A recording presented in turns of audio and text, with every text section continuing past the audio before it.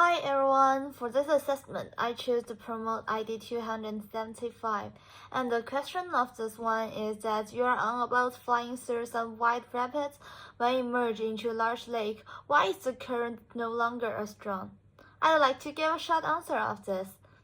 I think it's that the current becomes weaker because the water is not being pushed downhill as much, and it's also spread out into a much bigger area.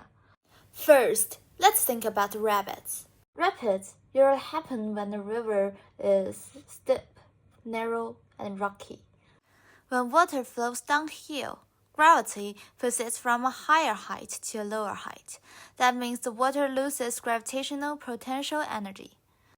We can describe gravitational potential energy using this equation, where m is mass, g is gravitational acceleration, and h is height. If the water moves down a height difference, we can write the change as this equation. This means that when the water drops to a lower level, it loses gravitational potential energy. However, this energy does not disappear.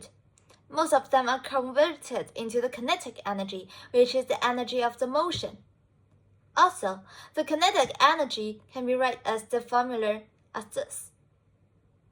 So, if the water gains more kinetic energy, its speed increases.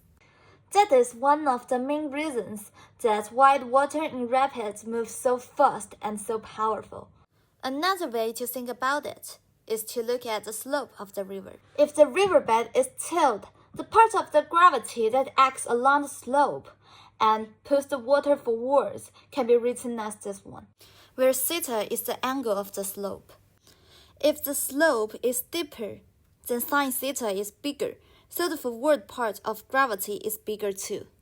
That means the water pushed downstream is more strongly, but when the river flows into a flat lake, the situation changes a lot. A lake is usually much flatter than rapids. That means the slope becomes very small, so the water is no longer being strongly accelerated by gravity. In other words, the water is not losing height as quickly, so there is much less gravitational potential energy that can be turned into the kinetic energy.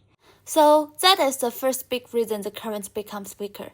The downhill push becomes much smaller. The second reason is that the water spreads out. In a river, the water is inside a narrow channel, but in the lake, it can spread into a much larger space. However, this can be explained by this continuity equation, where Q is flow rate, A is area, and V is average speed.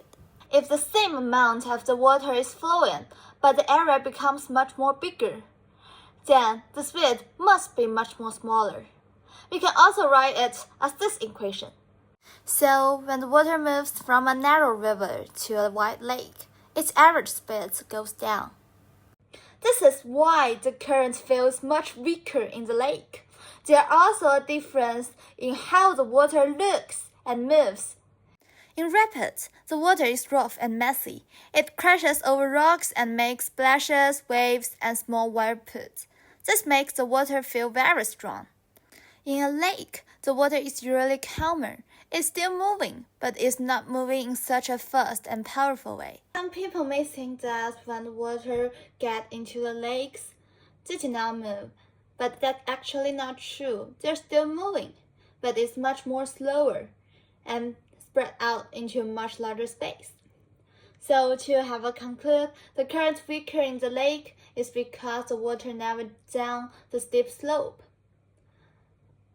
Actually, for the rapids, the gravity helps the gravitational potential energy change into the kinetic energy, so the flows get much more faster.